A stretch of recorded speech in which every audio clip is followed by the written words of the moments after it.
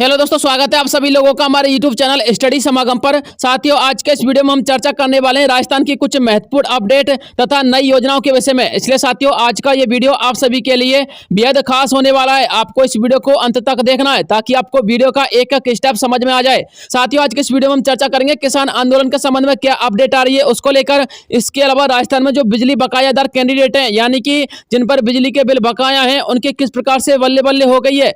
जी हाँ साथियों, राजस्थान में जयपुर डिस्कॉम की तरफ से एक आदेश जारी हुआ है, जिसको लेकर साथियों राजस्थान के बिजली के बकायादारों की बल्ले बल्ले हो चुकी है, वो भी मैं आपको बताऊंगा। इसके अलावा पेंशन कब आएगी साथियों, ये सबसे बड़ा क्वेश्चन आप लोगों के दिमाग में आता है, जितने भी हमारे पेंशन लाभार्थी हैं। दोस्तों, आज मैं आपको विभाग का जवाब बताऊंगा कि विभाग की तरफ से क्या अपडेट आ रही है पेंशन को लेकर, और इसके अलावा खाद्य सुरक्षा पोर्टल को लेकर क्या अपडेट आ रही है। एक एक विषय पर अच्छी प्रकार से चर्चा करेंगे। और इसके अलावा जो हमारे प्रदेश के मुख्यमंत्री भजनलाल शर्मा जी हैं, उन्होंने साथियों अपने विधायकों के लिए तथा मंत्रीगणों के लिए सभी को एक्टिव रहने के निर्देश दिए हैं। साथियों, इसके संबंध में भी एक महत्वपूर्ण अपडेट है। तो चलिए साथियों, वीडियो को शुरू करते हैं। साथियों, सबसे पहले हम चर्चा करते हैं किसान कर्ज माफी तथा किसान आंदोलन को लेकर, और किसान आंदोलन जो पड़ रही फूट है उसको लेकर क्या अपडेट आ रही है, समझिएगा। दोस्तों, आपको बताना चाहूंगा, देश के सभी किसान उम्मीद लगाए हुए थे कि इस किसान आंदोलन के जरिए उन्हें सभी के लिए काफी बड़ी राहत देखने को मिल सकती है, जिसमें किसान कर्ज माफी तथा एमएसपी का कानून और अन्य मांगों को लेकर सरकार विचार विमर्श करेगी और किसानों की सभी मांगे मानने के लिए सरकार विवश भी रहेगी। लेकिन अब किसान आंदोलन धीमा होता हुआ नजर आ रहा है। जानकारी के लिए आपको बता दें, पंजाब, हरियाणा तथा दिल्ली पुलिस ने अपने सभी बॉर्डरों से धीरे धीरे बैरिकेडिंग को हटाना शुरू कर दिया है, जिसका साफ अर्थ है कि वर्तमान में किसान आंदोलन सरकार के ऊपर इतना दबाव नहीं बना पा रहा है। इसकी वजह से अब सरकार किसान आंदोलन को अनदेखा करने में लगी हुई है। जानकारी के लिए आपको बता दें, किसान आंदोलन दो भागों में बंट चुका है, जिसमें एक भाग राजनीतिक हिस्सा तथा दूसरा भाग गैर राजनीतिक हिस्सा बन चुका है। किसान नेता जगजीत सिंह डल्लेवाल तथा सरवन सिंह पंडेर गैर राजनीतिक किसान आंदोलन के नेता हैं, जबकि किसान नेता राकेश टिकैत तथा गुरुनाम सिंह चढ़ूनी ये राजनीतिक किसान आंदोलन के नेता हैं। यानी कि साथियों, किसान आंदोलन एक तो राजनीति की तरफ चल रहा है और एक साथियों किसान आंदोलन गैर राजनीति को लेकर साथ में चल रहा है।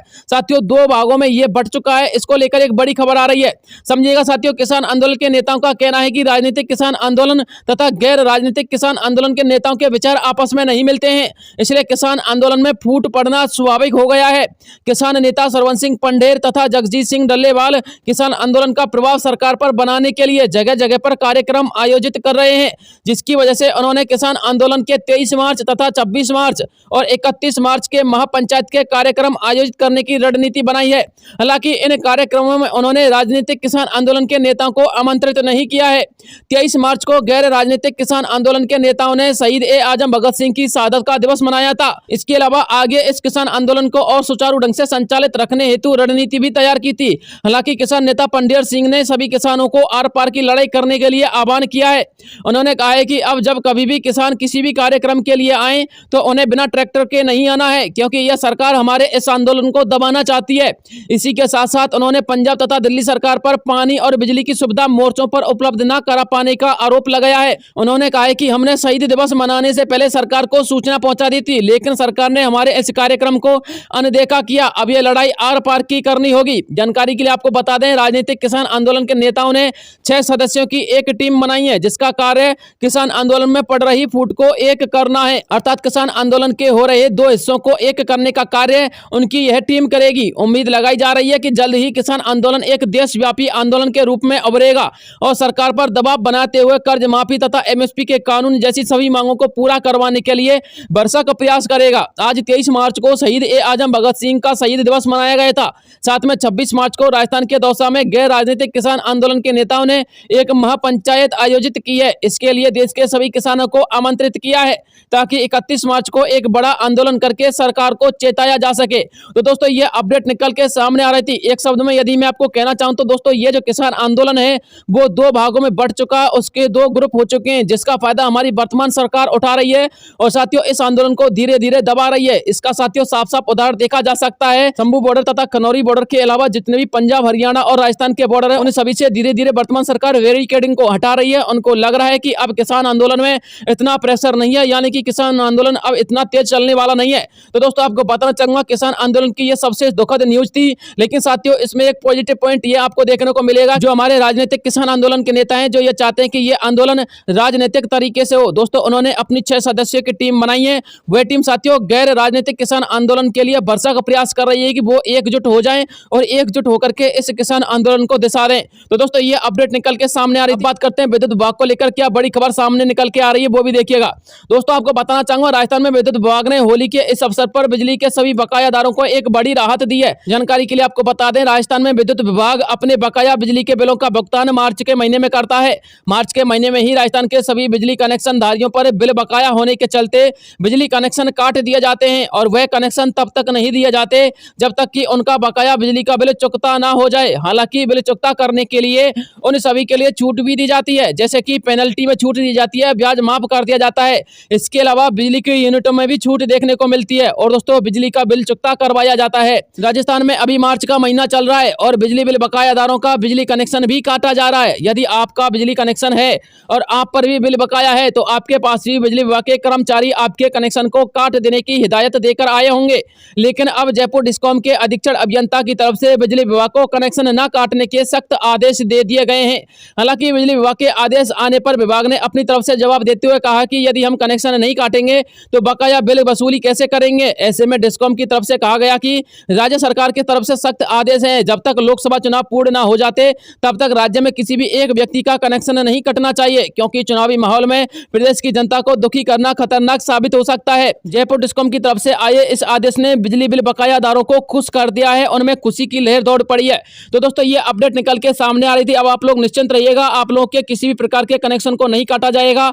आप पर भले ही 30,000 रुपए का बिल बकाया है, 40 का बकाया या फिर 1 लाख रुपए का बिल बकाया है, दोस्तों आपका कनेक्शन नहीं काटा जाएगा। जयपुर डिस्कॉम की तरफ से आदेश आ चुके हैं। तो दोस्तों ये अपडेट निकल के सामने आ रही थी। अब बात करते हैं शर्मा जी के सक्रिय मोड को लेकर। दोस्तों आपको बताना चाहूंगा वर्तमान मुख्यमंत्री वजल्ला शर्मा जी अब एक्टिव मोड पर नजर आ रहे हैं। संपूर्ण डिटेल पढ़िएगा। राजस्थान में लोकसभा चुनाव के चलते मुख्यमंत्री वजल्ला शर्मा जी अब सक्रिय मोड पर दिखाई दे रहे हैं। जानकारी के लिए आपको बता दें मुख्यमंत्री वजल्ला शर्मा जी ने अपने सभी मंत्रीगण तथा विधायकों को अपने प्रत्येक क्षेत्र में सक्रिय रहने के निर्देश दिए हैं। उन्होंने कहा है कि आपको अपने क्षेत्र की सभी समस्याओं को सुनते हुए एक्टिव मोड पर काम करना है। आपके क्षेत्र का एकमात्र व्यक्ति भी यदि आपके पास कोई समस्या लेकर आता है तो उसका तुरंत समाधान होना चाहिए। इसी का साथ साथ प्रत्येक मंत्री तथा विधायक को अपने विधानसभा क्षेत्र के साथ साथ लोकसभा वाले क्षेत्र में भी एक्टिव रहना है।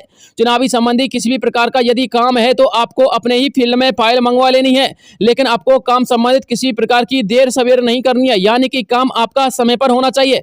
तो दोस्तों ये अपडेट निकल के आ रही थी। अब बात करते हैं पेंशन योजना को लेकर क्या बड़ी खबर सामने आ रही है, वो भी देखिएगा। राजस्थान में सामाजिक सुरक्षा पेंशन लाभार्थियों की पेंशन कई महीनों से अटकी हुई है। जानकारी के लिए आपको बता दें आज से पहले जनवरी के महीने में सामाजिक सुरक्षा पेंशन लाभार्थियों की पेंशन उनके खाते में ट्रांसफर की गई थी, लेकिन उसके बाद अभी तक पेंशन लाभार्थियों के खाते में एक भी पैसा ट्रांसफर नहीं किया गया है। हालांकि कुछ पेंशन लाभार्थी तो ऐसे हैं जिनके लिए पिछले 5 से 6 महीने का पेंशन का पैसा अभी तक उनके खाते में ट्रांसफर नहीं हुआ है, लेकिन आपको अब घबराने की आवश्यकता नहीं है, क्योंकि साथियों आपको पता होना चाहिए जितने भी लोग पेंशनधारी हैं उन सभी की पेंशन अब जल्द ही उनके खाते में ट्रांसफर हो सकती है। मीडिया रिपोर्ट्स की माने तो सामाजिक सुरक्षा एवं अधिकारिता विभाग ने पेंशन लाभार्थियों की पेंशन का पिछले 3 महीने का लगभग नवंबर से लेकर जनवरी तक का बिल बनाकर तैयार कर रखा है। जब विभाग के पास बजट का पैसा राज्य सरकार की तरफ से ट्रांसफर कर दिया जाएगा तो तत्कालीन पेंशन का पैसा सभी लाभार्थियों के खाते में भी ट्रांसफर कर दिया जाएगा। सभी पेंशन लाभार्थियों के पेंशन के संबंध में जब विभाग से सवाल पूछा जाता है तो विभाग बजट को पेंशन न आने का सबसे बड़ा कारण बताता है। विभाग का कहना है कि ऊपर से बजट न आने की वजह से पेंशन का पैसा अटका हुआ है। हालांकि कुछ पेंशन लाभार्थियों का पैसा धीरे धीरे ट्रांसफर भी किया जा रहा है, लेकिन जिनकी पेंशन के लगभग 3 से 4 महीने के बिल बकाया पड़े हैं उनका पैसा आने में अभी समय लग सकता है। तो दोस्तों ये अपडेट निकल के सामने आ रही थी। खाद्य सुरक्षा पोर्टल को लेकर क्या अपडेट आ रही है साथियों समझिएगा। दोस्तों आपको बताना चाहूंगा राजस्थान में लगभग 10 लाख परिवार ऐसे हैं जो खाद्य सुरक्षा योजना से नहीं जुड़ पाए हैं और उनको किसी भी प्रकार की योजना का फायदा भी नहीं मिल पा रहा है। हालांकि उन्होंने कई बार आवेदन करने की कोशिश भी की है, लेकिन जब कभी पोर्टल ओपन होता है तो लगभग 1 या 2 महीने के बाद उसको तुरंत बंद कर दिया जाता है। राजस्थान में खाद्य सुरक्षा विभाग का पोर्टल ओपन होने की संभावना मार्च अप्रैल के महीने में बताई जा रही थी, लेकिन आचार संहिता के चलते अब पोर्टल ओपन होने के आसार दिखाई नहीं दे रहे। जानकारी के लिए आपको बता दें खाद्य सुरक्षा विभाग के ऑफिशियल पोर्टल ओपन होने तथा खाद्य सुरक्षा योजना में पात्र परिवारों को जोड़ने से संबंधित विभाग ने कई बार जगह जगह पर बैठक आयोजित करके विचार विमर्श किया है। लेकिन अब खबर आ रही है कि खाद्य सुरक्षा विभाग का ऑफिशियल पोर्टल आचार संहिता समाप्त होने के बाद अर्थात जून के बाद ही ओपन होने की संभावना है। हालांकि इससे पहले यदि विभाग का ऑफिशियल पोर्टल ओपन होता है तो दोस्तों मैं आपको सूचना दे दूंगा, आपको तुरंत सूचित कर दूंगा। इसके लिए आपको हमारे चैनल को सब्सक्राइब कर लेना है। तो दोस्तों ये अपडेट निकल के सामने आ रही थी, मैंने आपको बता दिया कि आपका पेंशन का पैसा क्यों नहीं आ रहा। साथियों आपके लगभग 2 से लेकर 3 महीने के बिल बने पड़े हैं, लेकिन साथियों बजट की कमी होने के कारण आप लोगों का पैसा नहीं आ रहा है। लेकिन साथियों जैसे ही आप लोग का बजट ऊपर से आ जाएगा तो आपका लगभग 2 से लेकर 3 महीने का जो पेंशन का पैसा है वो एक साथ आपके खाते में ट्रांसफर कर दिया जाएगा। तो साथियों ये अपडेट निकल के सामने आ रही थी। मिलता हूं आपसे नेक्स्ट किसी अन्य वीडियो में, तब तक के लिए जय हिंद जय भारत।